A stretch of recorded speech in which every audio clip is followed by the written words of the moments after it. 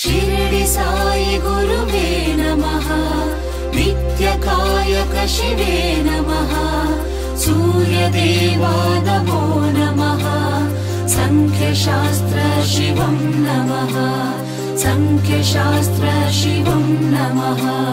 ಶಿರಡಿ ಸಾಯಿ ಗುರುವೇ ನಮಃ, ನಿತ್ಯಕಾಯಕ ಶಿವೇ ನಮಃ, ಸೂರ್ಯದೇವಾ ನಮೋ ನಮಃ, ಸಂಖ್ಯಶಾಸ್ತ್ರ ಶಿವಂ ನಮಃ, ಸಂಖ್ಯಶಾಸ್ತ್ರ ಶಿವಂ ನಮಃ. ಅದೃಷ್ಟ ಕನ್ನಡಿ ನೋಡಿ ಮಾಡುವುದೆಲ್ಲವೂ ಮೋಡಿ, ಭಾಗ್ಯದ ಬಾಗಿಲು ತೆರೆಯೋ ಕಾಲವು ಬಂದಿದೆ ನೋಡಿ. ಏಳು ಬೀಳಲ್ಲೂ ನಡೆಯೋದೆ ಜೀವನ, ಬದುಕು ಏನೆಂದು ತಿಳಿಯೋಣ ಈ ದಿನ. ಏಳು ಬೀಳಲ್ಲೂ ನಡೆಯೋದೆ ಜೀವನ, ಬದುಕು ಏನೆಂದು ತಿಳಿಯೋಣ ಈ ದಿನ. ತಡಮಾಡಬೇಡಿ ಚಿಂತೆ ಹೊರದೂಡಿ, ತಡಮಾಡಬೇಡಿ ಚಿಂತೆ ಹೊರದೂಡಿ.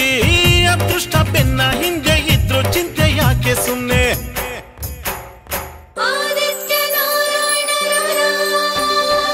ಅದೃಷ್ಟ ಕನ್ನಡಿ ನೋಡಿ ಮಾಡುವುದೆಲ್ಲವೂ ಮೋಡಿ, ಭಾಗ್ಯದ ಬಾಗಿಲು ತೆರೆಯೋ ಕಾಲವು ಬಂದಿದೆ ನೋಡಿ.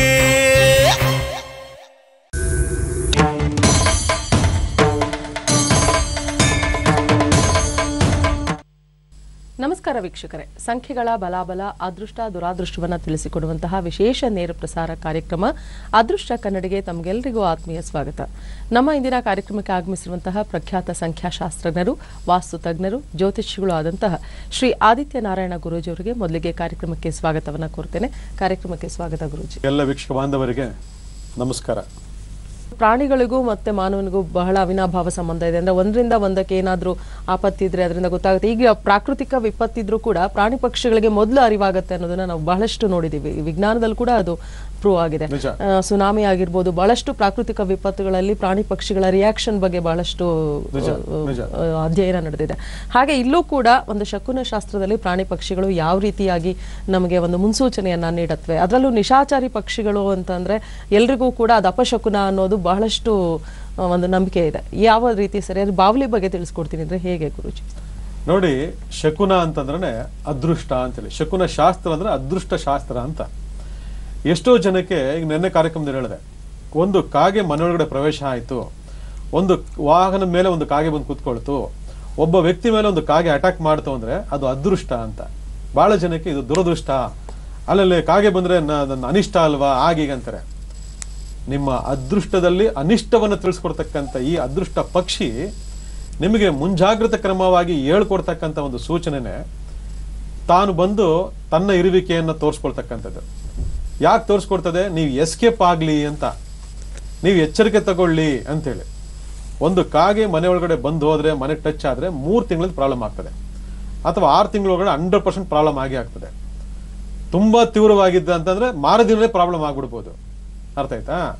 ಆಗ ಆ ಭಗವಂತ, ಆ ಶನೇಶ್ವರ ಸ್ವಾಮಿ ಆ ಕಾಗೆ ರೂಪದಲ್ಲಿ ಬಂದು ನಿಮಗೆ ಮುನ್ನೆಚ್ಚರಿಕೆ ಕೊಟ್ರೆ ಅದನ್ನ ದುರದೃಷ್ಟ ಅಂದ್ರೆ ಹೇಗೆ? ಯಾರಿಗೆ ಮುನ್ಸೂಚನೆ ಸಿಗೋದಿಲ್ವೋ, ಯಾರಿಗೆ ತನ್ನ ಗಂಡಾಂತರ ತನ್ನ ಸಮಸ್ಯೆಗೆ ಮುನ್ಸೂಚನೆ ಸಿಗಲ್ವೋ ಅವರು ನಿಜವಾಗಿ ದುರದೃಷ್ಟವಂತರು. ಅವ್ರಿಗೆ ತಿಳಿಸ್ಕೊಟ್ಟಿದ್ರೆ ಅವ್ರು ಎಸ್ಕೇಪ್ ಆಗ್ಬಿಡ್ತಿದ್ರು. ಆದ್ರೆ ತಿಳಿಸ್ಕೊಡ್ತಕ್ಕಂಥವ್ರು ಅದೃಷ್ಟವಂತರು ಅಂತ. ಆಗ ಮುನ್ನೆಚ್ಚರಿಕೆ ತಗೊಳ್ಳಿ ಅಂತ. ಇವತ್ತು ಎಷ್ಟೋ ಜನ ಸಮಸ್ಯೆಗಳು ಇಟ್ಕೊಂಡ್ಬಿಟ್ಟು ನನಗೆ ಯಾರು ಹೇಳ್ಕೊಟ್ಟಿಲ್ಲ, ನನಗೆ ಯಾರು ಹೇಳ್ಕೊಟ್ಟು ನಮ್ಗೆ ಇದು ಗೊತ್ತೇ ಇಲ್ಲ ಅಂತ ಹೇಳ್ತೀರಾ. ಯಾರು ಬಂದು ಹೇಳ್ಕೊಡೋದಿಲ್ಲ. ನಿಜವಾಗಿ ಬಂದು ಹೇಳ್ಕೊಡೋರು ಯಾರು ಗೊತ್ತಾ? ನಮ್ಮ ಸುತ್ತಮುತ್ತ ಪ್ರಕೃತಕ್ಕಂಥ ಈ ಪ್ರಾಣಿ ಪಕ್ಷಿಗಳು. ಆ ಪ್ರಾಣಿ ಪಕ್ಷಿಗಳ ಸೂಚನೆಗಳನ್ನ ನಾವು ಅರ್ಥ ಮಾಡ್ಕೊಳ್ಳದೆ ನಮ್ಗೆ ಯಾರು ಹೇಳ್ಕೊಟ್ಟಿಲ್ಲ ಅಂತೇಳಿ ನಾವು ನಾನಾ ವಿಧವಾಗಿರ್ತಕ್ಕಂಥ ಗಂಡಾಂತರಗಳಿಗೆ ಸಿಗಾಕೊಂಡು ಹೊರಟೋಗ್ಬಿಟ್ರೆ ಯಾರು ಹೊಣೆ? ಇದನ್ನ ಅರ್ಥ ಮಾಡ್ಕೋಬೇಕು ನಾವು. ಅದರಿಂದ ಯಾವುದೇ ರೀತಿಯಾಗಿರ್ತಕ್ಕಂಥ ಕಾಗೆಯ ಶಕುನ ಏನಿದೆ ಅದು ನಿಮ್ಮಲ್ಲಿ ಬಾಳಿನಲ್ಲಿ ಬರ್ತಕ್ಕಂಥ ಬಿರುಗಾಳಿಯ ಮುನ್ಸೂಚನೆ. ಆಗ ನೀವು ತಿಳ್ಕೊಂಡು ಅದಕ್ಕೆ ಬೇಕಾದಂಥ ಪರಿಹಾರ ಕ್ರಿಯೆ ಮಾಡ್ಕೊಂಡ್ರೆ ಮತ್ತೆ ನಿಮ್ಮ ಜೀವನದಲ್ಲಿ ಯಾವತ್ತೂ ಸಮಸ್ಯೆ ಬರೋದಿಲ್ಲ. ಅದಕ್ಕೆ ಪ್ರತಿಯೊಂದು ಪ್ರಾಣಿ ಪಕ್ಷಿಯನ್ನ ನಾವು ಪ್ರೀತಿಸಬೇಕು, ಆರಾಧಿಸಬೇಕು, ದೈವ ಶಕ್ತಿಯ ಕಾಣಬೇಕು ನಾವು. ಆವಾಗ ಎಲ್ಲೋ ಒಂದ್ ಕಡೆ ನಮಗೆ ಅವು ನಮಗೆ ಸಹಾಯ ಮಾಡ್ತವೆ. ಯಾಕಂದ್ರೆ ಮನುಷ್ಯಗಿಂತ ಪ್ರಾಣಿ ಪಕ್ಷಿಗಳು ಬಹಳ ಸೂಕ್ಷ್ಮ ಗ್ರಹಿಗಳು. ಎಲ್ಲಾ ಪ್ರಾಣಿ ಪಕ್ಷಿಗಳು ಕೂಡ ಒಂದು ದೈವತ್ವ ಅಂತ ಇರ್ತದೆ, ಅದಕ್ಕೆ ಬೇಗ ಗೊತ್ತಾಗ್ತದೆ. ಇವತ್ತು ಮನೆ ಮುಂದೆ ಇರತಕ್ಕಂಥ ಒಂದು ನಾಯಿ ಊಳಿಡುತ್ತೆ, ಓ ಅಂತ ಕಿರ್ಚ್ಕೊಳುತ್ತೆ ರಾತ್ರಿ ಹೊತ್ತು ಅಂತಂದ್ರೆ ಅದು ಸುಮ್ಮನೆ ಅಲ್ಲ. ಅದು ಪರ್ಟಿಕ್ಯುಲರ್ ಆ ಟೈಮ್ಗೆ ನಾಯಿಗಳು ಬೀದಿನಲ್ಲಿ ಕೂಗ್ತವೆ, ಎಲ್ಲಾ ನಾಯಿಗಳು ಸೇರ್ಕೊಂಡು ಕೂಗ್ತವೆ. ಯಾಕೆ? ಯಾವತ್ತ ಯಾರಾದ್ರು ಅಬ್ಸರ್ವ್ ಮಾಡಿದಿರ ಇದನ್ನ? ಗೊತ್ತಿಲ್ಲ. ಏನೋ ಅವಕ್ಕೆ ದೊಡ್ಡ ರೋಗ ಬಂದೈತೆ, ತಿಂದಿದ್ದು ಜಾಸ್ತಿ ಆಗೈತೆ, ಅದಕ್ಕೆ ಇವು ಅಂತ ಬಹಳ ಜನ ಬೈತಾರೆ ನಾಯಿಗಳಿಗೆ. ಅದೇ ರೀತಿ ಶಾಪನ ಕಟ್ಕೊಳ್ತಾರೆ, ಅದು ಬೇರೆ ವಿಚಾರ. ಆದ್ರೆ ಅವು ಯಾಕೆ ಅಂತಕ್ಕಂಥ ಒಂದು ಇದನ್ನ ನಾವು ನೋಡ್ಕೋಬೇಕು. ಅವು ನಮ್ಮನ್ನ ಜಾಗೃತಿ ಮಾಡೋದಕ್ಕೋಸ್ಕರ ಅವಕ್ಕೇನು ಬಾಯಿ ಇಲ್ಲ, ಕೈ ಇಲ್ಲ, ಕಾಲಿಲ್ಲ, ಅವು ಏನೋ ಒಂದು ಮುನ್ಸೂಚನೆ ನಮಗೆ ಕೊಡ್ತವೆ. ಅದನ್ನ ನಾವು ಅರ್ಥ ಮಾಡ್ಕೋಬೇಕು. ಈ ಲೆಕ್ಕಾಚಾರ ಶಕುನ ಶಾಸ್ತ್ರಗಳಲ್ಲೇ, ಶಕುನ ಶಾಸ್ತ್ರ ಅಂದ್ರೆ ಅದೃಷ್ಟಕರವಾಗಿರ್ತಕ್ಕಂಥ ಶಾಸ್ತ್ರ. ಅದರಿಂದ ಯಾವುದೇ ಒಂದು ಅನಿಷ್ಟವಾಗಿರ್ತಕ್ಕಂಥ ಒಂದು ಪಕ್ಷಿ ಬಂದ್ರೂ ಕೂಡ ಅದು ನಮಗೆ ಅನಿಷ್ಟ ಅಲ್ಲ, ಅದೃಷ್ಟ. ನಾವು ಮುಂಜಾಗ್ರತೆಯನ್ನು ವಹಿಸಬೇಕು, ಇಲ್ಲ ಏನೋ ಒಂದು ಗಂಡ ನಡೆದೋಗ್ತದೆ. ಇದರಲ್ಲಿ ಇವತ್ತು ನಾವು ತಿಳಿಸ್ಕೊಡ್ತಕ್ಕಂಥ ವಿಚಾರ ಏನಂತಂದ್ರೆ ಬಾವಿಲಿ ನಿಶಾಚರ ಪಕ್ಷಿ. ರಾತ್ರಿ ಹೊತ್ತು ಮಾತ್ರ ಕಣ್ಣು ಕಾಣಿಸುತ್ತೆ, ಬೆಳಗೊತ್ತು ಕಣ್ಣು ಕಾಣಿಸಲ್ಲ, ಬೆಳಗೊತ್ತು ಕಾಣಿಸೋದು ಇಲ್ಲ. ಅದು ರಾತ್ರಿ ಹೊತ್ತು ಮಾತ್ರ ಸಂಚಾರ ಮಾಡ್ತದೆ. ಅದು ಪಾಳು ಬಿದ್ದ ಬಂಗ್ಲೆಗಳಲ್ಲಿ, ಬೀಳು ಬಿರ್ತಕ್ಕಂಥ ಮರಗಿಡಗಳಲ್ಲಿ, ಯಾವುದೋ ಒಂದು ಕಾಡು ಪ್ರದೇಶಗಳಲ್ಲಿ ಅಲ್ಲಿ ಇಲ್ಲಿ ಅದು ವಾಸ ಮಾಡ್ತದೆ.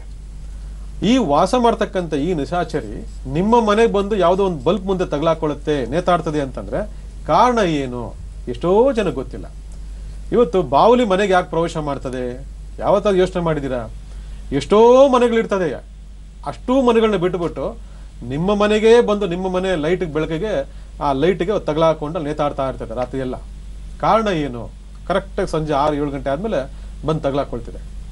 ಬಹಳ ಜನ ಕೇಳ್ತಾರೆ, ಬಿಡು ಅದೇನೋ ಬರ್ತಿದೆ, ಅದೇನೋ ಇಟ್ಕೊಂಡಿದೆ, ಅದು ಈ ಜಾಗ ಹಿಡ್ಕೊಂಡ್ಬಿಟ್ಟಿದೆ ಅಂತಾರೆ. ಅದೆಲ್ಲ ಸಾಧ್ಯನೇ ಇಲ್ಲ. ವಾಸ ಸ್ಥಳದಲ್ಲಿ ವಾಸ ಮಾಡ್ತಕ್ಕಂಥ ನಗರ ಪ್ರದೇಶಗಳಲ್ಲಿ ಯಾವುದೇ ಕಾರಣಕ್ಕೂ ಯಾವುದೇ ಮನೆಗೆ ಬಾವಲಿ ಬರೋದಿಲ್ಲ. ಬಾವಲಿ ಬಂದ್ರೆ ಅದು ಏನು ಸೂಚನೆ, ಇದನ್ನ ತಿಳ್ಕೋಬೇಕು ನಾವು. ಅದಕ್ಕೆ ಪ್ರತಿಯೊಂದು ಪ್ರಕೃತಿ ಇರ್ತಕ್ಕಂಥ ಪ್ರಾಣಿ ಪಕ್ಷಿಗಳು ನಮಗೆ ಮುನ್ಸೂಚನೆ ಕೊಡ್ತಕ್ಕಂಥದ್ದು ಬಹಳ ವಿಶೇಷ. ಇದನ್ನ ಅರ್ಥ ಮಾಡ್ಕೋಬೇಕು ನಾವು. ಎಷ್ಟೋ 4 ಫ್ಲೋರ್ 5 ಫ್ಲೋರ್ 6 ಫ್ಲೋರ್ ಇರ್ತದೆ. ಯಾರಿಗೆ ಸಮಸ್ಯೆ ಇರ್ತದೆ ಆ ಸಮಸ್ಯೆ ಇರ್ತಕ್ಕಂಥ ಫ್ಲೋರ್ಗೆ ಬಂದು ಅಲ್ಲೇ ಬಂದು ತಗಲಾಕೊಳ್ತದೆ, ಅಲ್ಲೇ ಬಂದು ನೇತಾಡ್ತಿರ್ತದೆ. ಕೆಲವು ಟೈಮಲ್ಲಿ 3-4 ಹಿಂಡಾಗಿ ಬಂದ್ಬಿಡ್ತೈತೆ. ವರ್ಷಾನುಗಟ್ಲೆ ತಿಂಗಳಾಗಟ್ಲೆ ಹೋಗೋದಿಲ್ಲ. ಆದ್ರೆ ಇದರ ಹಿಂದೆ ಆ ಮನೆ ಯಜಮಾನ, ಆ ಮನೆ ಯಜಮಾನತಿ, ಆ ಮಕ್ಕಳು ಆ ಮನೇಲಿ ಒಂದು ಪ್ರಾಬ್ಲಮ್ ಫೇಸ್ ಮಾಡ್ತಿರ್ತಾರೆ. ಯಾಕೆ ಫೇಸ್ ಮಾಡ್ತಿರ್ತಾರೆ? ಈ ಬಾವಲಿ ಬಂದು ನೇತಾಡೋದಕ್ಕೂ ಆ ಮನೇಲಿ ಒಂದು ಸಮಸ್ಯೆ ಉದ್ಭವಕ್ಕೆ ಏನು ಕಾರಣ ನೋಡಿ. ಯಾವಾಗ ಮನೆಗೆ ಇದು ಬಾವಲಿ ಬರ್ತದೆ, ಆ ಮನೆಗೆ ಬ್ಲಾಕ್ ಮ್ಯಾಜಿಕ್ ಆಗಿದೆ ಅಂತ, ಅಂದ್ರೆ ವಾಮಾಚಾರ ಮಾಟ ಮಂತ್ರ ಆಗಿದೆ ಅಂತ ಅರ್ಥ ನೋಡಿ. ಇದು ಒಂದು ಸೂಚನೆ ನಿಮ್ಗದು ಕೊಡ್ತಾ ಬರ್ತದೆ. ಈ ಒಂದು ಸೂಚನೆನ ಯಾರಾದ್ರೂ ಕೊಡ್ತಾರ ಈ ಕಾಲದಲ್ಲಿ? ಯಾರಾದ್ರೂ ತಿಳಿಸ್ಕೊಡ್ತಾರ? ಯಾರಾದ್ರೂ ಬಂದು ಹೇಳ್ತಾರ? ಹಾಳಾಗಿ ಹೋಗ್ಬಿಡ್ಲಿ, ಇವನು ಇಷ್ಟೊಂದು ದೊಡ್ಡ ಬಿಲ್ಡಿಂಗ್ ಕಟ್ಬಿಟ್ಟವನಲ್ಲ, ಇಷ್ಟೊಂದು ಚೆನ್ನಾಗಿ ಉದ್ಧಾರ ಆಗ್ತಾವನಲ್ಲ, ಇವನು ಇಂತಿಂತ ದೊಡ್ಡ ದೊಡ್ಡ ಸ್ಥಾನಮಾನಗಳಲ್ಲಿ ಹೋಗ್ತಾ ಇದ್ದಾನಲ್ಲ, ಇಂತಿಂತ ಗಾಡಿಗಳಲ್ಲಿ ಹೋಗ್ತಾ ಇದ್ದಾನಲ್ಲ, ಇವನ್ ಮಕ್ಕಳೆಲ್ಲ ಇಷ್ಟು ಚೆನ್ನಾಗಿ ಓದ್ತಾ ಇದ್ದಾರಲ್ಲ ಅಂತಕ್ಕಂಥ ಒಂದು ಹೊಟ್ಟೆವರಿಯ ಭಾವನೆನೇ ನಮ್ಮ ಜೊತೆ ಹುಟ್ಟಿರ್ತಕ್ಕಂಥ ಅಕ್ಕ ತಂಗಿರ, ಅಣ್ಣ ತಮ್ಮದಿಂದ, ತಂದೆ ತಾಯಿಂದ ಹಿಡಿದು ಬಂಧು ಬಳಗದಿಂದ, ಸ್ನೇಹಿತರಿಂದ ಎಲ್ಲರಿಗೂ ಇರ್ತದೆ. ಅಂಥವ್ರು ಏನ್ ಅನ್ಕೊಳ್ತಾರೆ? ಯಾರು ಬಂದು ಹೇಳೋದಿಲ್ಲ. ಅದರಿಂದ ಭಗವಂತ ಏನ್ ಮಾಡ್ತಾನೆ, ಸೃಷ್ಟಿಕರ್ತ ನಿಮ್ಮಲ್ಲಿರ್ತಕ್ಕಂಥ ಒಂದು ದೈವ ಭಕ್ತಿಗೆ ಯಾವ್ದಾದ್ರು ಒಂದು ಮುನ್ಸೂಚನೆ ಕೊಡ್ತಾನೆ. ದೇವರು ಬಂದು ಹೇಳೋದಿಲ್ಲ, ನೆನ್ಪಿಟ್ಕೊಳ್ಳಿ. ನಾನು ಮೊನ್ನೆನೂ ಹೇಳಿದೆ, ಸಂಖ್ಯೆಗಳು ಕೂಡ ಒಂದು ಶಾಸ್ತ್ರ, ಸಂಖ್ಯೆಗಳು ಕೂಡ ಒಂದು ಶಕುನ ಶಾಸ್ತ್ರ ಅಂತ ಹೇಳಿ. ಒಂದು ಸಂಖ್ಯೆ ನಮ್ಮನ್ನು ಹಿಂಬಾಲಿಸ್ತಾ ಇದೆ ಅಂತಂದ್ರೆ ಅದು ಶಕುನ, ಅದು ಶಕುನ. ಅದು ಹಿಂಬಾಲಿಸ್ತಾ ಇದ್ರೆ ಯಾರೋ ಹಿಂಬಾಲಿಸ್ತಾ ಇದಾರೆ, ಯಾವ್ದೋ ಬರ್ತಾ ಇದೆ ನಂಬರು ಅಂತ ಅಲ್ಲ. ಇದನ್ನ ಅಬ್ಸರ್ವ್ ಮಾಡ್ಕೊಳ್ಳಿ. ಅದು ಸೂರ್ಯ ಆಗಿರ್ಬೋದು, ಚಂದ್ರ ಆಗಿರ್ಬೋದು, ಗುರು ಆಗಿರ್ಬೋದು, ರಾಹು ಆಗಿರ್ಬೋದು, ಶನಿ ಆಗಿರ್ಬೋದು, ಮಂಗಳ ಆಗಿರ್ಬೋದು, ಒಂದು ಸಂಖ್ಯೆ ನಿಮ್ಮನ್ನ ಫಾಲೋ ಮಾಡ್ತಾ ಇದೆ ಅಂದ್ರೆ ಅದು ಗ್ರಹ ಶಕುನ. ನೆನ್ಪಿಟ್ಕೊಳ್ಳಿ, ಅದು ಗ್ರಹ ಶಕುನ. ಒಂದು ಬಾವುಲಿ, ಒಂದು ನಿಶಾಚರ ಪಕ್ಷಿ ನಿಮ್ಮನ್ನ ಫಾಲೋ ಮಾಡ್ತಾ ಇದೆ, ನಿಮ್ಮ ಮನೆಗೆ ಬರ್ತಾ ಇದೆ, ನೇತಾಕೊಳ್ತಾ ಇದೆ ಅಂತಂದ್ರೆ ಅದು ವಾಮಾಚಾರದ ಸೂಚನೆ. ಅವಾಗ ನಾವು ಜಾಗೃತಿ ಆಗಬೇಕು. ನೋಡಿ ಯಾವ ತರ ವಾಮಾಚಾರ ಆಗಿದೆ, ಎಲ್ಲಾಗಿದೆ, ಯಾರಿಗಾಗಿದೆ ತಿಳ್ಕೊಂಡು ಸರಿ ಮಾಡ್ಕೊಳ್ಳಿ. ಮತ್ತೆ ನಿಮ್ಮ ಮನೆಗೆ ಆ ಬಾವಲಿ ಬಂದ್ರೆ ತಿಳ್ಕೊಳ್ಳಿ. ಈ ತರ ಎಷ್ಟೋ ಸಂಶೋಧನೆಗಳು ನಮ್ಮಲ್ಲಿ ಇರೋದ್ರಿಂದ ನಾವ್ ಇದನ್ನ ಅರ್ಥ ಮಾಡ್ಕೊಳ್ಳದೆ ಅಯ್ಯಯ್ಯೋ ಕಾಗೆ ಬಂದ್ಬಿಡ್ತು, ಅನಿಷ್ಟ ಬಂದ್ ಮನೆ ನುಗ್ಬಿಡ್ತು ಅಂತೇಳಿ ಮನೆ ಬಿಟ್ಟು ಓಡೋಗ್ಬಿಡೋದು, ಅನಿಷ್ಟ ಅನಿಷ್ಟ ಅಂತ ಹೇಳಿ ಅದಕ್ಕೆ ಬೈಯೋದು, ಒಡೆಯೋದು, ಅದನ್ನ ಸಾಯಿಸೋದು, ನಾಯಿ ಊಳಿಟ್ರೆ ಅದನ್ನ ಓಡಿಸೋದು, ಅದನ್ನ ಪರ್ಕೆ ತಗೊಂಡು ಹೊಡಿಯೋದು, ಅದನ್ನ ಚಪ್ಪಲಿ ತಗೊಂಡು ಹೊಡಿಯೋದು, ಅದಕ್ಕೆ ಹಿಂಸೆ ಕೊಡೋದು, ಅದ್ರ ಮೇಲೆ ಗಾಡಿ ಬಿಟ್ಬಿಡೋದು, ಎಂತೆಂಥ ಪಾಪ ಕರ್ಮಗಳನ್ನ ಇವತ್ತು ನೀವು ಮಾಡ್ತಿದ್ದೀರಾ ಅಂತಂದ್ರೆ ಆ ಪಾಪ ಕರ್ಮಗಳ ಪ್ರತೀಕವಾಗಿ ಇವತ್ತು ಎಷ್ಟೋ ಕರ್ಮಗಳು ನಿಮ್ಮ ವಂಶವಾಹಿನ ನಡ್ಕೊಂಡ್ ಬರ್ತಾ ಇದೆ. ಇದನ್ನ ಹಿಂದಿನ ತಲೆಮಾರುಗಳನ್ನವರು ಇವರೆಲ್ಲ ಮಾಡ್ಬಿಟ್ಟಿದ್ದಾರೆ. ಆ ಹಿಂದಿನ ತಲೆಮಾರು ಮಾಡಿರ್ತಕ್ಕಂಥ ಪಾಪ ಕರ್ಮಗಳೇ ಈಗಿನ ಜನರೇಷನ್ ಸಂತಾನದಲ್ಲಿ ಇವತ್ತು ನಾನಾ ವಿಧವಾದ ಕಷ್ಟಗಳನ್ನೇ ಈಡು ಮಾಡ್ತಾ ಇದೆ. ಆಗ ಬರೀ ಅವಶ್ಯಕತೆಗಳ ಬೆನ್ನತ್ತವಾಗಿ ನಾವು ಪಾಪ ಕರ್ಮಗಳ ಬಗ್ಗೆ ಅರಿವಿಲ್ಲದೆ ಹೋದ್ರೆ ಪಾಪ ಕರ್ಮಗಳು ಬಿಡ್ತವ? ಬಿಡೋದೇ ಇಲ್ಲ. ಅದಕ್ಕೆ ಈ ಒಂದು ವಿಚಾರ ಬಗ್ಗೆ ನೀವು ಗಮನ ಕೊಡಬೇಕು. ಗಮನ ಕೊಟ್ಕೊಳ್ಳಿ. ಯಾವ ರೀತಿ ಆಗಿದೆ, ಏನಾಗಿದೆ ತಿಳ್ಕೊಳ್ಳಿ. ಅತಿಯಾದಾಗ ಏನಾಗುತ್ತೆ, ಏನಾದ್ರೂ ತೊಂದರೆ ಆಗೋಗ್ತದೆ, ಏನಾದ್ರೂ ಮುಗ್ದೋಗ್ತದೆ, ಏನು ಮಾಡೋಕ್ಕಾಗಲ್ಲ ಮೇಲೆ. ಅದಕ್ಕೆ ಈ ಮುನ್ಸೂಚನೆಗಳನ್ನ ಫಾಲೋ ಮಾಡಿ. ಸೊ ಗುರುಜಿ, ಬಾವಲಿ ಇದು ಇನ್ನೊಂದು ಹೇಳ್ತಾರೆ ಹಳ್ಳಿಗಳಲ್ಲಿ ಏನಂದ್ರೆ ಗರ್ಭಿಣಿ ಸ್ತ್ರೀಯರು ಆಚೆ ಹೋಗ್ಬಾರ್ದು, ಬಾವಲಿ ಮೇಲೆ ಹಾರಾಡಿದ್ರೆ ಮಗುವಿನ ಒಂದು ಬೆಳವಣಿಗೆ ಸರಿಯಾಗಿ ಆಗಿರೋದಿಲ್ಲ ಅಂತ ಹೇಳಿ, ಅದೆಷ್ಟರ ಮಟ್ಟಿಗೆ ಸರಿ? ಈ ಶಕುನ ಶಾಸ್ತ್ರದಲ್ಲಿ ಬಗ್ಗೆ ಏನಾದ್ರು? ಹೌದು, ನಿಜ ಹೌದು. ಬಾವಲಿ ನಿಶಾಚರ ಪಕ್ಷಿ, ದುರದೃಷ್ಟಕರವಾಗಿರತಕ್ಕಂಥ ಪಕ್ಷಿ. ಆದ್ರೆ ಮುನ್ಸೂಚವಾಗಿ ನಮಗೆ ಕೊಡ್ತಕ್ಕಂಥ ಒಂದು ಅದೃಷ್ಟ, ಈ ಗರ್ಭಿಣಿ ಹೆಣ್ಮಕ್ಳು ಏನಾದ್ರೂ ಆ ಒಂದು ಜಾಗದಲ್ಲಿ ನೇತಾಡ್ತಿದ್ದಾಗ, ಬಂದಾಗ, ಹೋದಾಗ ಅದ್ರ ಕೆಳಗಡೆ ಓಡಾಡಿದ್ರೆ ಆ ಒಂದು ಗರ್ಭ ಧರಿಸಿರ್ತಕ್ಕಂಥ ಮಗುವಿನ ಮೇಲೆ ತೀವ್ರವಾಗಿರ್ತಕ್ಕಂಥ ಪರಿಣಾಮ ಉಂಟಾಗ್ತದೆ. ಆ ಮಗು ಮುಂದೆ ಬೆಳವಣಿಗೆನಾಗೋದಿಲ್ಲ. ನೋಡಿ, ಎಷ್ಟೋ ಮಕ್ಕಳುಗಳು ಕೈ ಸಣ್ಣ, ಕಾಲು ಸಣ್ಣ, ಏನೇನೋ ತಿನ್ನಿಸ್ತೀರಾ, ಏನೇನೋ ಮಾಡ್ತೀರಾ, ಏನೇನೋ ಉಪಚಾರ ಮಾಡ್ತೀರಾ, ಎಲ್ಲೆಲ್ಲೋ ಕರ್ಕೊಂಡು ಟ್ರೀಟ್ಮೆಂಟ್ ಕೊಡಿಸ್ತೀರಾ, ಏನು ಮಾಡಿದ್ರೆ ಬೆಳವಣಿಗೆ ಆಗಲ್ಲ. ಜೀವನದಲ್ಲೂ ಬೆಳವಣಿಗೆ ಆಗಲ್ಲ, ಈ ದೈಹಿಕವಾಗೂ ಬೆಳವಣಿಗೆ ಆಗೋದಿಲ್ಲ, ಮಾನಸಿಕವಾಗೂ ಬೆಳವಣಿಗೆ ಆಗೋದಿಲ್ಲ. ಈ ರೀತಿ ಆಗದು ಎಷ್ಟೋ ವಿಚಾರಗಳು ನಮ್ಮಲ್ಲಿರೋದ್ರಿಂದ ಇಂದಿನ ಪದ್ಧತಿ, ಇಂದಿನ ಹಿರಿಯರು, ಇಂದಿನ ಋಷಿ ಮುನಿಗಳು, ಹಿಂದೆ ಇರ್ತಕ್ಕಂಥ ಪಂಡಿತರು, ಹಿಂದೆ ಇರ್ತಕ್ಕಂಥ ದೈವಶಕ್ತಿ ಸಂಭೂತರು ಈ ವಿಚಾರಗಳನ್ನೆಲ್ಲ ನಮಗೆ ಇಟ್ಕೊಟ್ರು. ಇವತ್ತು ಯಾರು ಫಾಲೋ ಮಾಡ್ತಾರೆ? ಯಾರು ಫಾಲೋ ಮಾಡೋದಿಲ್ಲ. ಇವತ್ತು ನಗರೀಕರಣ ಅಂತೇಳಿ ಕಾಂಕ್ರೀಟ್ ಕಾಡಲ್ಲಿ ಬಂದು ವಾಸ ಮಾಡಿಕೊಂಡು ಗ್ರಾಮೀಣ ಪ್ರದೇಶಗಳನ್ನ ಬಿಟ್ಟುಬಿಟ್ಟು, ಆಚಾರ ವಿಚಾರ ಸಂಸ್ಕರಣೆಗಳನ್ನ ಬಿಟ್ಟುಬಿಟ್ಟು ಇವತ್ತು ನಾನಾ ವಿಧವಾದ ಸಮಸ್ಯೆಗಳನ್ನ ನಾವೆಲ್ಲ ಅನುಭವಿಸ್ತಾ ಇದ್ದೀವಿ. ಆದ್ರೆ ಕಾರಣ ಹುಡುಕ್ತಕ್ಕಂಥ ವಿಚಾರಗಳನ್ನ ಯಾರು ನೋಡೋದಿಲ್ಲ. ಇದನ್ನ ಯಾರು ಹೇಳ್ಕೊಡೋದು ಇಲ್ಲ. ಇದನ್ನ ಇವತ್ತು ಕಷ್ಟ ಅಂತ ಬಂದ್ರೆ ಅವನ್ನ ಬಡ್ದು ಬಾಯಿಗೆ ಹಾಕೊಂಡ್ಬಿಡೋಣ, ನಾನು ದುಡ್ಡು ಮಾಡ್ಕೊಂಡ್ಬಿಡೋಣ ಅನ್ನೋದೇ ಇರ್ತಾರೆ ಹೊರತು, ಅವ್ರಿಗೆ ಕಷ್ಟ ಇದೆ, ಆ ಕಷ್ಟನ ಪರಿಹಾರ ಮಾಡಬೇಕು, ಆ ಕಷ್ಟದ ಮೂಲ ತಿಳಿಸ್ಕೊಡ್ಬೇಕು, ಈ ರೀತಿ ಜಾಗೃತಿ ಹೊಂದಬೇಕು ಅಂತ ಯಾರು ಹೇಳ್ಕೊಡೋದಿಲ್ಲ. ಏನಿದ್ರು ದಂಧೆ ಆಗ್ಬಿಟ್ಟಿದೆ. ಅದರಿಂದ ಎಲ್ಲರೂ ದಂಧೆ ಮಾಡ್ತಾರೆ ಅಂತ ಹೇಳ್ಬಿಟ್ಟು ಶಾಸ್ತ್ರ ಏನು ಸತ್ತೋಗ್ಬಿಡೋದಿಲ್ಲ. ಶಾಸ್ತ್ರ ಯಾವಾಗ್ಲೂ ಸತ್ಯನೇ, ಶಾಸ್ತ್ರ ಯಾವಾಗ್ಲೂ ದೈವಶಕ್ತಿನೇ. ಅದನ್ನ ದುರುಪಯೋಗ ಪಡಿಸ್ಕೊಂಡವ್ರು ಹಾಳಾಗ್ತಾರೆ ಹೊರತು ಸದುಪಯೋಗ ಪಡಿಸ್ಕೊಂಡವ್ರು ರಾಜನಾಗಿರ್ತಾರೆ, ಇವತ್ತು ಕೂಡ ನಾಳೆನೂ ಇರ್ತಾರೆ. ಅದರಿಂದ ಈ ರೀತಿಯಾಗಿರ್ತಕ್ಕಂಥ ಒಂದು ಸಂದರ್ಭ ಬಂದಾಗ, ಆ ರೀತಿ ಏನಾದ್ರು ಬಂತು, ಆ ಜಾಗದಲ್ಲಿ ಆ ಒಂದು ಪ್ಯಾಸೇಜ್ ಅಲ್ಲಿ ನಾವು ಓಡಾಡಬೇಕು, ಆ ಇದ್ರಲ್ಲಿ ಓಡಾಡಬೇಕು ಅಂತಂದಾಗ ಬಹಳ ಜಾಗೃತಿ ಇರಬೇಕು. ಯಾರು ಈ ರೀತಿ ಇದೆ, ಈ ರೀತಿ ಯಾಕೆ ಗರ್ಭಿಣಿ ಆಗಿದ್ದೀರಾ, ಈ ರೀತಿ ಸಂದರ್ಭದಲ್ಲಿ ಅಲ್ಲಿ ಓಡಾಡಬಾರ್ದು. ಅದಕ್ಕೆ ಏನು ಬೇಕೋ ಅದು ಯಾಕೆ ಬಂದಿದೆ ಮನೆಗೆ, ಸುಮ್ಮನೆ ಯಾವುದು ಬರೋದಿಲ್ಲ, ನೆನ್ಪಿಟ್ಕೊಳ್ಳಿ. ಒಂದು ಕಾಗೆ ಸುಮ್ಮನೆ ಮನೆಗೆ ಬರಲ್ಲ, ಒಂದು ಗೂಬೆ ಸುಮ್ಮನೆ ಮನೆ ಬರಲ್ಲ, ಒಂದು ಹಲ್ಲಿ ಸುಮ್ಮನೆ ಕೂಗಲ್ಲ, ಒಂದು ಕಪ್ಪೆ ಸುಮ್ಮನೆ ಒಟ್ಟುಗೊಟ್ಟಲ್ಲ, ಒಂದು ನರಿ ಸುಮ್ಮನೆ ಕೂಗೋದಿಲ್ಲ, ಒಂದು ನಾಯಿ ಸುಮ್ಮನೆ ಕೂಗೋದಿಲ್ಲ, ಒಂದು ಬೆಕ್ಕು ಒದರೋದಿಲ್ಲ. ಇದಕ್ಕೆಲ್ಲ ಕಾರಣಗಳಿದ್ದಾವೆ. ಒಂದೊಂದು ಪ್ರಾಣಿ ಪಕ್ಷಿಗಳು ಕೂಡ ಅದರದ್ದೇ ಆದಂತ ವಿಶೇಷವಾಗಿದ್ದ ವಿಚಾರಗಳ ಬಗ್ಗೆ ನಮಗೆ ಮಾಹಿತಿ ಕೊಡ್ತವೆ. ನಾವು ಅರ್ಥ ಮಾಡ್ಕೊಳ್ದೆ, ನಾವು ತಿಳ್ಕೊಳ್ದೆ, ನಮ್ಮ ಮನೆ ಕಾಗೆ ಬಂದ್ಬಿಡ್ತಂತ ಕೊರಗೋದು, ಕಾಗೆ ಬಂತು ಅಂತೇಳಿ ಬೈಯೋದು, ಏನು ಬಾವಲಿ ಬಂತು ಅಂತೇಳಿ ಅದನ್ನು ಒಡೆದ ಹಾಕೋದು, ಸಾಯಿಸೋದು ಯಾವತ್ತೂ ಮಾಡಬೇಡಿ. ಅದನ್ನು ಆರಾಧಿಸಿ, ಅದನ್ನು ಗೌರವಿಸಿ, ಅದನ್ನು ಪ್ರೀತಿಯಿಂದ ಕಾಣಿ, ಅದರ ಮೂಲ ಉದ್ದೇಶ ತಿಳ್ಕೊಳ್ಳಿ, ಅದರ ಕಾರಣ ತಿಳ್ಕೊಳ್ಳಿ, ಪರಿಹಾರ ಮಾಡ್ಕೊಳ್ಳಿ. ಮತ್ತೆ ನಿಮ್ಮ ಕಣ್ಣಿಗೆ ಅದು ಯಾವುದು ಕಾಣಿಸೋದಿಲ್ಲ, ಯಾವುದು ಬರೋದಿಲ್ಲ, ನೋಡ್ಕೊಳ್ಳಿ. ಸೊ ಗರ್ಭಿಣಿ ಸ್ತ್ರೀಯರು ಅಕಸ್ಮಾತ್ ಬಾವಲಿ ಓಡಾಡ್ತು ಅಂತ ಅನಿಸಿದಾಗ ಅವ್ರಿಗೆ ಏನಾದ್ರು ಪರಿಹಾರ ಮಾಡ್ಕೊಳ್ಬಹುದಾ ಮುಂಚೆನೆ, ಹೇಗೆ? ಹೌದು, ಈಗ ಹೇಳ್ದೆ, ಈಗ ವಾಮಾಚಾರ ಆಗಿದೆ ಅಂದಾಗ ಯಾವ ರೀತಿಯಾದ ವಾಮಾಚಾರ, ಯಾವ ಕಡೆಯಿಂದ ಆಗಿದೆ ಇದನ್ನ ತಿಳ್ಕೊಂಡು ನಾವು ಉಚ್ಚಾಟನೆ ಕರ್ಮಗಳನ್ನ ಅನುಸರಣೆ ಮಾಡಬೇಕು. ಈಗ ಕೆಲವೊಂದು ನೀಚ ಗ್ರಹಗತಿಗಳು ನಮಗೆ ವಾಮಾಚಾರ ಆಗೋ ತರ ಯಾರನ್ನಾದ್ರೂ ಒಬ್ಬರನ್ನ ಪ್ರೇರೇಪಣೆ ಮಾಡ್ತದೆ. ಯಾರ ಜಾತಕದಲ್ಲಿ ಸರ್ಪದೋಷ ಇದೆ, ಯಾರ ಜಾತಕದಲ್ಲಿ ಕಾಳ ಸರ್ಪದೋಷ ಇದೆ, ಯಾರ ಜಾತಕದಲ್ಲಿ ಜನ್ಮಶನಿ ಶಾಪ ಇದೆ, ಯಾರ ವಂಶದಲ್ಲಿ ಅಕಾಲ ಮೃತ್ಯುಗಳಾಗ್ತಾ ಇದೆ, ಇವರೆಲ್ಲರೂ ಕೂಡ ವಿಶೇಷವಾಗಿ ಇಂತಹ ಒಂದು ಯಾವ್ದಾದ್ರು ಒಂದು ಸಂದರ್ಭದಲ್ಲಿ, ಅದು ಬಾಲ್ಯ ಆಗಿರ್ಬೋದು, ಯೌವನ ಆಗಿರ್ಬೋದು, ಮಧ್ಯಮ ಆಗಿರ್ಬೋದು, ಮುಪ್ಪಿನ ಹಂತಗಳಾಗಿರ್ಬೋದು, ಯಾವ್ದಾದ್ರು ಹಂತಗಳಲ್ಲಿ ಯಾರ್ದಾದ್ರೂ ಮುಖಾಂತರ ನಿಮಗೆ ಈ ರೀತಿಯಾಗಿರ್ತಕ್ಕಂಥ ಕರ್ಮಗಳನ್ನ ಮಾಡೋದಕ್ಕೆ ನಿಮ್ಮ ಗ್ರಹಗತಿಗಳೇ ಪ್ರೇರೇಪಣೆಯನ್ನ ಮಾಡ್ತವೆ. ಜ್ಞಾಪಕ ಇಟ್ಕೊಳ್ಳಿ. ಯಾರೋ ಏನೋ ಮಾಡ್ಬಿಟ್ರು, ಮಾಡಿದವರು ಹಾಳಾಗಿ ಹೋಗ್ತಾರೆ. ತಾತ್ಕಾಲಿಕವಾಗಿ ನೀವು ಪ್ರಾಬ್ಲಮ್ ಫೇಸ್ ಮಾಡ್ಬೋದು, ಆದ್ರೆ ಮಾಡಿರೋನು ಕೂಡ ಯಾಕೆ ಮಾಡ್ತಾನೆ ಅಂತಂದ್ರೆ ನಿಮಗೆ ಮಾಡ್ಬಿಟ್ಟು ಅವನು ಅದರಿಂದನೇ ನಾಶ ಆಗ್ಬೇಕು ಅಂತಕ್ಕಂಥದ್ದು ಚಂಡ ಶಾಸನ, ಭಗವಂತ ಶಾಸನ. ಅದು ಗೊತ್ತಿಲ್ಲ ಪಾಪ ಅವ್ರಿಗೆ. ಅದಕ್ಕೆ ಒಬ್ರು ಉದ್ಧಾರ ಆಗ್ತಿದ್ರು ಅಂತ ಹೇಳಿದ್ರೆ ಅವ್ರನ್ನ ಹಾಳು ಮಾಡೋಕೆ ಪ್ರಯತ್ನ ಪಡ್ತಾರೆ. ನಾವೇ ಉದ್ಧಾರ ಆಗ್ಬಿಡ್ಬೇಕು ಅಂತ ಪ್ರಯತ್ನ ಪಡ್ತಾರೆ. ಅವನು ಹಾಳು ಮಾಡುವಂತ ಕ್ರಿಯೆಯಿಂದ ಅವನು ಹಾಳಾಗಿ ಹೋಗ್ತಾನೆ ಅಂತಕ್ಕಂಥದ್ದು ಅವನು ಗೊತ್ತಿರೋದಿಲ್ಲ. ಇದನ್ನ ಅರ್ಥ ಮಾಡ್ಕೊಳ್ಳಿ. ಅದಕ್ಕೆ ಒಬ್ಬ ಹಾಳು ಮಾಡ್ತಂತ ನೀವು ಹಾಳು ಮಾಡಕ್ ಹೋಗ್ಬೇಡ್ರಿ ಒಬ್ಬನ್ನ, ಅವನು ಅದರಿಂದನೇ ಹಾಳಾಗಿ ಹೋಗ್ಬಿಡ್ತಾನೆ.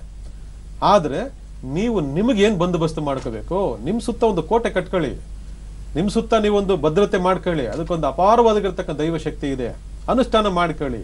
ಇದು ಯಾರಿಗೂ ನಿಮ್ ಸಮಯ ಇಲ್ಲ, ಎಲ್ಲ ಪಾಸ್ಟ್ ಬಿಡ್ತಾರೆ, ಎಲ್ಲ ಸಿಕ್ಬಿಡ್ಬೇಕು, ಎಲ್ಲ ಬಂದ್ಬಿಡ್ಬೇಕು. ನೋಡಿ ಎಲ್ಲ ಫೋನ್ಗಳು ಮಾಡ್ತಾರಲ್ಲ ಇವಾಗ, ಎಲ್ಲ ಆಗ್ಬಿಡ್ಬೇಕು, ಆ ಟೈಮ್ಗೆ ಆಗ್ಬಿಡ್ಬೇಕು, ತಿಳ್ಕೊಂಡ್ಬಿಡ್ಬೇಕು, ಸಾಧ್ಯನೇ ಇಲ್ಲ, ನೆನ್ಪಿಟ್ಕೊಳ್ಳಿ.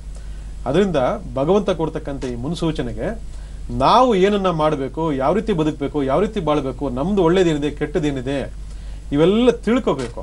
ಈ ರೀತಿ ಯಾವ್ದೋ ಜನ್ಮ ದೋಷಗಳಿತ್ತು ಅಂದಾಗ ಯಾರಾದ್ರೂ ಶತ್ರುಗಳು ನಮಗೆ ಉಟ್ಕೊಂಡ್ಬಿಡ್ತಾರೆ. ಏನ್ ನಮ್ಮನ್ನು ಕೂಡ ಏನ್ ಬಿಟ್ಟಿದ್ದಲ್ಲ ಅದು, ಅರ್ಥ ಆಯ್ತಾ? ಆ ರೀತಿ ಶತ್ರುಗಳು ಉಟ್ಕೊಂಡಾಗ ನಾವು ಜಾಗೃತಿರಾಗಬೇಕೇ ಹೊರತು ಅವನು ಉಟ್ಬಿಟ್ಟ, ಅವ್ನು ಮಾಡ್ಬಿಟ್ಟ ಅಂತೇಳಿ ಅವನ ಮೇಲೆ ದ್ವೇಷ ಕಾರೋದಲ್ಲ. ಅವನು ಮಾಡಿದ್ದು ಅವನಿಗೆ, ಮಾಡಿದ್ದು ಮಾರಾಯ ಅಂತ ದೊಡ್ಡವರು ಹೇಳಿಲ್ವಾ? ಹಾಗೆ ಅವ್ನು ಮಾಡಿದ್ದು ಅವನಿಗೆ ಹೋಗ್ತದೆ. ನೀವೇನ್ ಮಾಡಬೇಕು, ನಾನು ಆಗ ಹೇಳ್ತಾರೆ, ಶತ್ರುಗಳಿರ್ಬೇಕು ಪ್ರತಿಯೊಬ್ಬರಿಗೂ, ಅವಾಗ್ಲೇ ಅವನು ಬೆಳೆಯಕ್ಕೆ ಸಾಧ್ಯ. ಶತ್ರು ಇಲ್ಲ ಅಂದ್ರೆ ನೀವು ಖಂಡಿತ ಬೆಳೆಯೋದೇ ಇಲ್ಲ. ಲೇಜಿನೆಸ್ಸು, ಸೋಂಬೇರಿತನ, ಅಯ್ಯೋ ಇಷ್ಟೇ ಸಾಕು ಬಿಡು, ಇಷ್ಟೇ ದೊಡ್ಡ ನಾನು ಸಾಹಸ ಮಾಡ್ಬಿಡ್ತೀನಿ ಅನ್ಕೊಂಡ್ಬಿಡ್ತೀರಾ, ಅದಲ್ಲ. ಪ್ರತಿಯೊಬ್ಬರಿಗೂ ಶತ್ರು ಇರಬೇಕು, ಅವಾಗ್ಲೇ ನಾವು ಜಾಗೃತರಾಗಕ್ಕೆ ಸಾಧ್ಯ, ಅವಾಗ್ಲೇ ನಾವು ಏನಾದ್ರೂ ಒಂದು ಅದ್ಭುತ ಸಾಧ್ಯ ಮಾಡಕ್ ಸಾಧ್ಯ. ಕಾಂಪಿಟೇಷನ್ ಇರಬೇಕು, ಅವಾಗ್ಲೇ ನಾವೇನಾದ್ರೂ ಒಂದು ಅಚೀವ್ ಮಾಡಕ್ ಸಾಧ್ಯ. ಕಾಂಪಿಟೇಟರೇ ಇಲ್ಲ ಅಂದ್ಮೇಲೆ ಅಯ್ಯೋ ಯಾರಿಲ್ಲ ಬಿಡು, ನಾನೊಬ್ಬನೇ ರಾಜ, ನಾನೊಬ್ಬನೇ ಮಂತ್ರಿ ಅನ್ಕೊಂಡ್ಬಿಡ್ತೀವಿ. ಅದಕ್ಕೆ ಶತ್ರು ಇರಬೇಕು, ಕಾಂಪಿಟೇಟರ್ ಇರಬೇಕು. ಅದನ್ನ ಆರೋಗ್ಯಕರವಾಗಿ ನೀವು ತಗೊಳ್ಬೇಕು, ಅವಾಗ್ಲೇ ನೀವು ಬೆಳೆಯಕ್ ಸಾಧ್ಯ. ನೀವು ದ್ವೇಷ ಅಸೂಯೆ ಮಾಡ್ಬಿಟ್ರೆ ನೀವು ಅದರಿಂದ ಹಾಳಾಗೋಗ್ಬಿಡ್ತೀರಾ. ಅದಕ್ಕೋಸ್ಕರನೇ ಇವತ್ತೆಲ್ಲ ಶಾಸ್ತ್ರ ಸಂಪ್ರದಾಯ ಅಂತಕ್ಕಂಥದ್ದು ಬಹಳ ವಿಶೇಷವಾಗಿರ್ತಕ್ಕಂಥ ಅದ್ಭುತ ವಿಚಾರಗಳು. ಇದು ಭಗವಂತ ಕೊಟ್ಟಿರ್ತಕ್ಕಂಥ ವರದಾನ.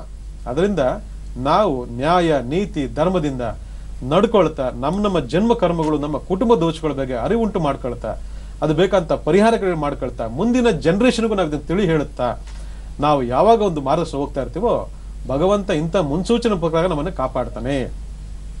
ಜಾಗೃತ ಆಗಂತ ಮುನ್ಸೂಚನೆ ಕೊಡ್ತಾನೆ.